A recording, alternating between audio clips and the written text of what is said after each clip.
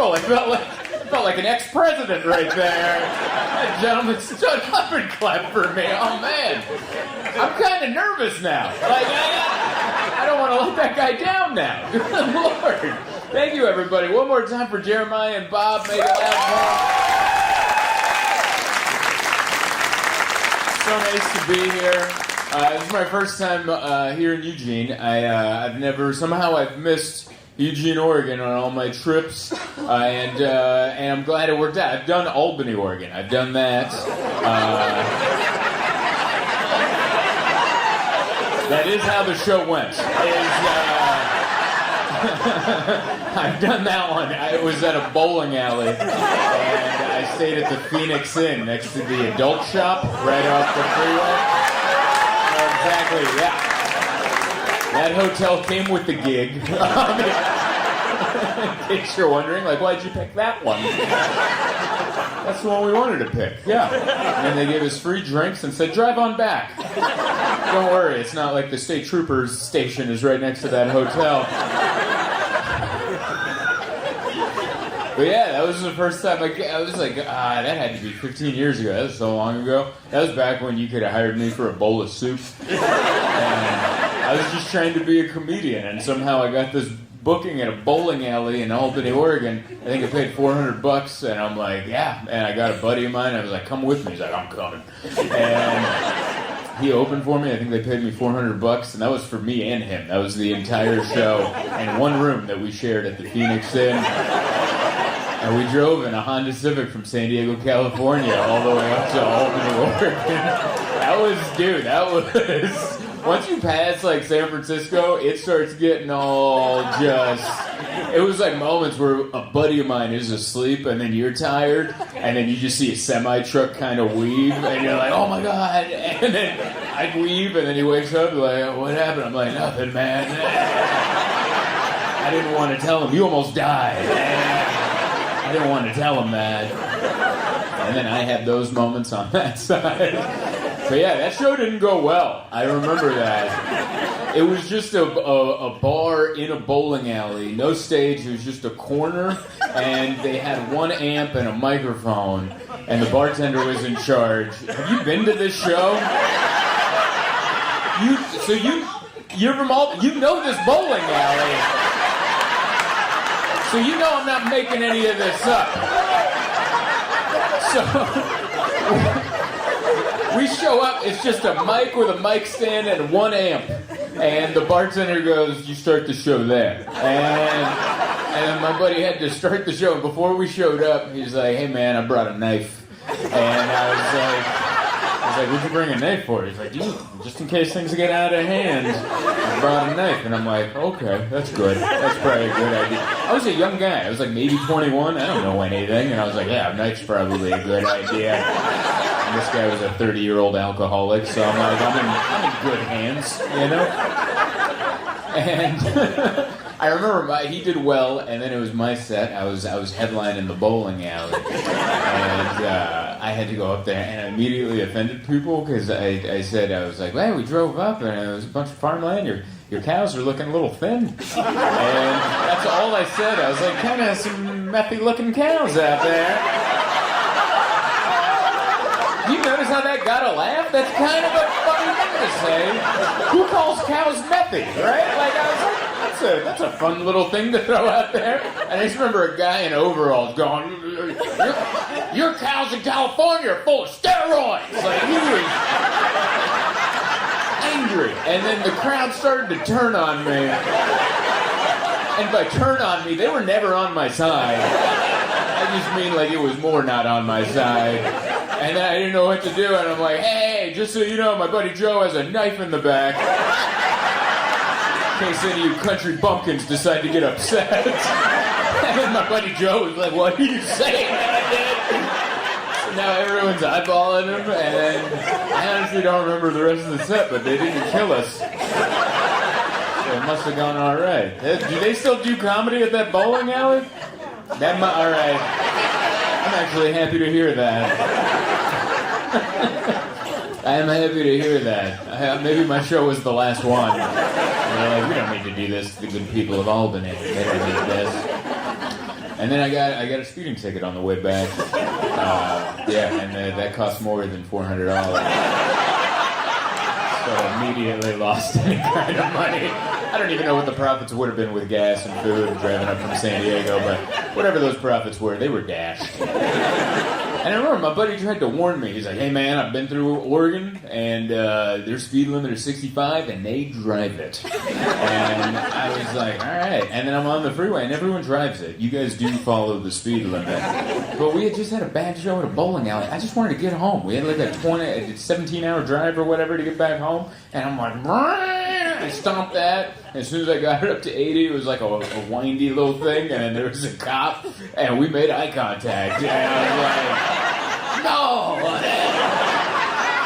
And he pulled me over. I didn't even have an argument. He came by, you guys have the troopers with the hat, with the belts on the back. That's impressive to hold a hat on. You're like, no, I just need a belt over just my head fat right back there. Just strap it onto my head gut, and that'll keep it in. And he came by and he goes, do you have any idea why I pulled you over? I'm like, I was going fast. And he's like, why are you going so fast? I'm like, I just bombed at a bowling alley. I was just trying to get the hell out of the state. That's all I was trying to do. I'm glad we get another swing at it. This is already... I like Eugene. Eugene's way better than... No offense. I mean, no knock on anyone who lives there. It's nice down here. I like it. Because, like, the further south you go, is this like the last city in Oregon before it just becomes Medford? Like, is that right? Because I've also worked Medford a lot, and you know, Medford's the only town that I've told them, I'm like, hey, your town it's kind of a butt town here, right? And they were like, what are you talking about? Like, usually when you travel, like even in Albany, I was like, hey, you guys kind of have a little count town here, don't you? And they're like, yeah. Like, they understood who they were, you know? They understood where we were. They understood what was going on. But in Medford, it was like, what? How dare you? We vacation in Medford. How dare you? And they're like, we're not, no. You're talking about Grants Pass. Grants Pass is a bunch of hillbillies, not us here in Medford. And I had to let them know. I'm like, no, both of you. Both of you. You don't get to make that distinction. Both of you. Both of you. But yeah, I like it. We drove down from Portland today. That was a fun little drive.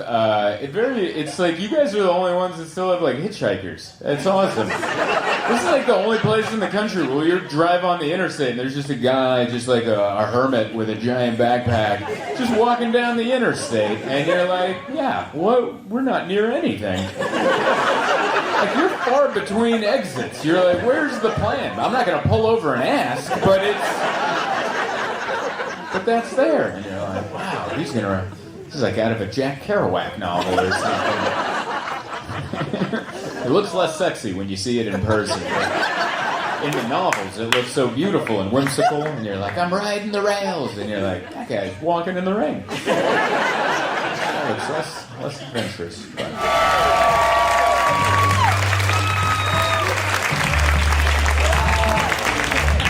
One more time for Jeremiah, everybody. It's awesome. I told him, I'm like, man, it's a hot crowd. And he's like, no, it's me. I was like, that's a good line. You had one in the chamber ready to roll, man. So good to be here. Thank you guys for coming out on a Sunday. We're here. Eugene. It's beautiful, man. It's my first time here. And I don't know what's going on, but I like it. All right? I got to learn a little bit about Oregon because we started in Portland. And I've been through Oregon plenty of times, and I pretty much learned that, like, this is the last town you can go to before it just becomes Medford for the rest of it's the last one. And I've done many a shows in Medford, and oh boy. And I liked it. They were just the only town that I've ever performed in. When I told them, like, oh yeah, it's kind of sucks here, right? And they were like, what? Like,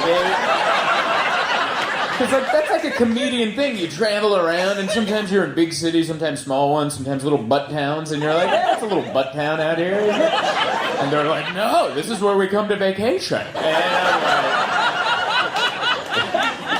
and they'd be like, you're thinking of Grants Pass. And I'm like, no, you both suck. It's both of you. Like, what are you talking about? Oh, yeah, they still do shows at Chadwick's Pub at the Rogue River Regency in Medford. Yeah, if you're ever there, get a room there. I've seen the police there a lot. It was always a fun gig, but yeah. I remember the one time I went, and I was like, I wanted to do something fun and educational. Like, I like to go to museums and stuff. And they had a tour in Grants Pass for to see the river, the Rogue River, on a speedboat, like on a jet boat kind of thing. And on the website, they're like, come take a tour of the historic Rogue River on a jet boat, and it made it look educational. I was like, hell yeah, we just showed up. It's not. It's just like a muscle car on the water. And there's a guy with a headset, and he's mainly talking about the engine. That's what he's... We got a double carburetor, 8-cylinder. Sometimes he would talk about stuff, and he's like, oh, we're going to open up all the cylinders now. And he would point out educational stuff here and there, but it would be mostly about him doing donuts. That he would yell shake and bake, and then... that meant he was going to do a donut, and we're all going to get wet. And so it was bizarre. He'd just be going like, hey, do you see there's a bald eagle right there? Everyone get your cameras out. Just get a picture of that bald eagle. Everyone get that picture? Yeah? Shake and bake! And then we'd go a little bit down further and be like, you see that bridge right there? That was built in like 1852, Lewis and Clark walked over it or something, I don't know. And get a good picture of that. That's a good bridge right there. All right, ready, shake and bake. Do another one. And then I remember it got sad. There was a moment where a little girl started crying in the front of the boat, and he was like, what's wrong? What happened up there? And someone's like, she got stung by a bee. And you're like, oh no, don't worry, I got an ice pack. And he just passed up like a bottle. It was just a can of Bud Light that he had in a cooler. And he called it an ice pack. And I'm just watching this can of Bud Light go to the front of the boat, and they just held it on this little girl's arm for her bee sting. And it was all somber on the boat, and after a few minutes, he's like, how's she doing up there? And then there was a thumbs up from some guy in the front that she's doing better. He's like, all right, shake and bake! One more. And, so yeah, I like all of Oregon, but there's all these, there's all these different parts. I'm still trying to get the vibe of Eugene. This is where Nike started, right? Nike? All right. Is that okay? I like it. I brought it up, and you guys were like, we don't talk about that. All right. You guys are like, I didn't know he was going to make it political. I don't even know if Nike's political, but you never know these days. I like Nikes. I wear those. Thank you. You guys are so jazzed for a Sunday. This is so interesting because we did this is the Late Show, by the way. I do, the Late Show started at 6:30 or 40. We did, and then we sold it out, and so that we added a 3. They're like, you want to add a 3 o'clock? And I was like, is that legal? And they're like, yeah, we can add a 3. People showed up, like people canceled their naps. And canceled their afternoon naps, and they're like, let's go. You just pointed at 2 nappers. I love that. I was gonna take a nap, but I knew that I wouldn't wake up in time. I love people that come to see me, because that's, I was in Portland on Friday, and we did 2 shows there, and the late one started at 9:45, and so it was very late, and I know my people, and I told them, I was like, next time I come back, this 9:45 show, we'll do it 4 p.m. And the entire it was a theater. Like I just yelled charge at January 6th. There's a dressed like a yak, and I'm like, where the hell did that guy come from?